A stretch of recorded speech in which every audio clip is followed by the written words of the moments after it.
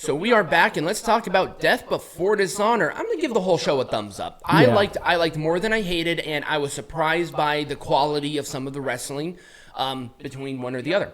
Right. So let's go through the pre-show fairly quickly. Josh Alexander took on Josh Woods. Josh Woods. I said Josh Alexander. Yes, you did. Damn it. Josh Woods took on Tracy Williams in a Pure Rules match. They do keep these Pure Rules matches somewhat interesting. And I'm happy that they did that because the rules do limit the wrestlers in some way, shape, or form. But I'll have to give it Ring of Honor the credit. They are constructing these matches to where there is a lot of interest still. I like both of the Pure Rules matches. And it was a tie-up in the ropes choke, which I actually really liked for Josh Woods' win. I'll give an Orange Cassidy thumbs up. Perfectly acceptable. So, once again, Action Andretti and Dante Martin took on the Workhorsemen. It was a spinning neckbreaker thing for Andretti and Martin to win in a fun match. I did like a lot of the action, and Orange Cassidy thumbs up. Anything to add yet? Or nope. No, not yet. It's a pre-show. I know. There wasn't a lot of high expectations. Leyla Hirsch and Trish Amora. Leyla Hirsch is really freaking short. She is. I mean, she's really good as a wrestler, and I think she does use that to her advantage. But she's like 4'11". Yeah, she's short. She is. But it was a cross arm breaker for Hirsch to win. I think Hirsch is in a good spot here within Ring of Honor. She really wasn't doing anything. Not on AEW's main roster, no. Yeah, well, she got hurt really bad. So her being here in Ring of Honor, I think, is a positive overall. Yes, it is. And yeah, cross arm breaker for the win. And there you go. There was a post match, but Sky Blue came out and attacked. I'll give it an Orange Cassidy thumbs up, and that's being nice. And finally, we have AR Fox taking on Shane Taylor. This was obviously the best match of the four the 4 matches, and it was a 450 splash for AR Fox to win. But why? Right. I kind of want a reason for it because, I just feel like maybe at the very least put him in contention for television champion or whatever. Or something, right. Or something. I'll give it an Orange Cassidy thumbs up. Almost full thumbs up. So let's get into our main show with Gravity taking on Komander. It was a fun match. I think they really needed to get people riled up. And this was a good curtain jerker. Yeah, and this was a good curtain jerker match.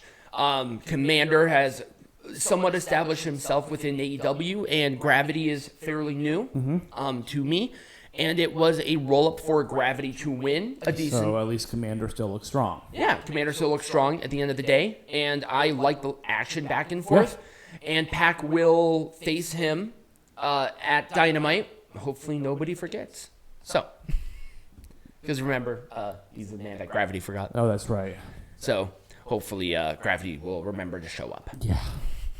So our first title match, Samoa Joe versus Dalton Castle. I almost said Dante Martin for some reason. For the Ring of Honor World Television Champion. Okay. I liked it. It was interesting. I like the boys' involvement. They were involved a lot within the match, but I don't think they overdid it. Yeah. So Samoa Joe still looks like a killer. It took a couple of moves and a lot of ass pulls to even get him down for anything. But Dalton Castle is still really popular with this crowd. He's a good mainstay here. But Samoa Joe winning with a low blow and a Conquista clutch was also a great idea. Yep. Because it keeps Dalton Castle strong. It does. So what's the rating on this one? I'll give it a full thumbs up. I was thinking the same exact thing. I liked it more than I hated. And another match that I liked more than I hated, which is kind of weird, Lucha Brothers taking on the Kingdom, Best Friends, and Aussie Open. Yep. Usually these are kind of clusterfuck. Again, yes, he's usually spot fests, but this one felt a little bit. Well, I mean, still spot fest, but not as bad. It didn't feel as intense of a spot fest. It was calm. Yeah, and I really liked it. There were some low points with it. I was wondering if Tony Khan was producing these because it didn't look like it. No, I do not believe this. I think Stokely Hathaway is the guy who's the main producer within Ring of Honor here. So. If this is kind of where you are, it's like, Stokely, can you please do at least Rampage so people are interested in Rampage? Because remember, that show still exists. Yeah. But I did like this match, and it was Coriolis for Aussie Open to win. Yep. What are your thoughts on a possible Aussie Open being mainstays in Ring of Honor? Well, it's a good spot for them. Do you think they would have gotten lost in the shuffle within the main shows? Yeah, I don't even know who the tag team champions are in FTR. Oh, okay. Yeah, FTR are the tag team champions. That's right. I forgot. But I think this is a good spot for them for the reasons that you just said. I think it will keep their schedule a little bit lighter. Yep. I think so they can still work with AJPW Strong. Mm-hmm. And whatever other and also people around the world know who Aussie Open are, and they need those draws there because I think the Lucha Brothers are packing. Yeah, and I think they're heading towards the E. Yep, I think so too because they're losing these champions, they're relinquishing them, and Pentagon has one more match or a match at Triple Mania, but it's a 4-way. It is for the Latin American champion, but it's a 4-way. So I don't know if he will win. I'm going to put money that he won't, but you never know. Mogul Embassy taking on the Randoms. It was fine. Yeah, it was all right. It was all right. It was there. It was a fun match. They obviously the big three enormous guys brutalized the small dudes, but that's kind of what they did with it. What do you give that? Pickup drop for the win. I'll give it an Orange Cassidy thumbs up. Mogul Embassy retained. The previous match I would give a full thumbs up to. Oh, absolutely. It was much better. So, Katsuyori Shibata taking on Daniel Garcia for the Ring of Honor Pure Champion. It was a good match. Yeah. I liked it. I didn't realize that Katsuyori Shibata was the Pure Champion, though. I thought Daniel Garcia was going into the match. But anyways. Nope. Katsuyori Shibata beat him a couple of months ago for the title. Once again, a mainstay in Ring of Honor. Yep. And I think Shibata still trains with the LA Dojo. Yeah. So a trainer, especially here in Ring of Honor, is a great thing, too. So I am very happy about that. It's just always good to see Shibata back. Every time that I see him wrestle, it's like, man. And what I liked about this show more than anything was the production was a lot different than what I was expecting from an AEW. Yeah, it felt very different. It felt like a very different product. Mm-hmm. Yeah, and that's what I really like too. Is that this felt very independent of AEW. Mm-hmm. And I think that's really what it needed. Yes. I just like the presentation overall. It's almost like a cleaned up version of what Ring of Honor was in the past. Yes. And that's kind of how I felt about it. Mm-hmm. And they did pack that place. I will give them the credit there. But it was a PK for Shibata to win overall. And there you go. The Righteous took on the Dark Order in a fight without honor match. It was a pillar and plunder match. It was a clusterfuck. I liked the story told going into the match because Stu Grayson was an original member of Dark Order until he joined the Righteous, so I really liked that. Yep. There's not really too much to say. It was a triple flip powerbomb thing into Legos. I hate those gimmicks, man. It's like, okay, the thumbtacks, tacky, but it's fine. Glass, tacky, but it's fine. But Legos, come on, it's too jokey. Yeah, it's too juvenile. Yep. Unless these Legos are like spiked or something, it just seems very juvenile. Right. It's like stepping on a Lego might hurt, but it's not thumbtacks. It's not like stepping on a thumbtack. It's not gonna kill ya. Right. So you're right. It's just very tacky. I just didn't like that part of it. But yeah, Dark Order won. I'm surprised about that one. Yeah, it was a brutal match. I'm gonna give it an Orange Cassidy thumbs down. Yeah, me too. They tried.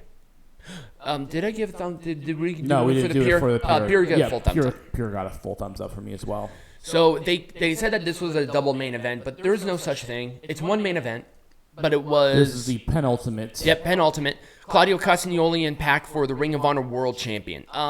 It was a fine match. Yeah, it wasn't the best work I've seen. Obviously, they had to adjust because of, Mark Briscoe's injury. Mm-hmm.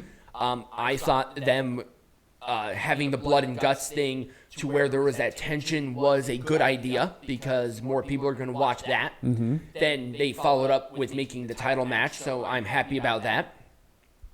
I thought they recovered fairly well. Yep. Both of the guys are good wrestlers, and it definitely felt like this is a last-minute match. Let's just get through it thing. Mark Briscoe should have gone for this world title a lot sooner, but that's just me.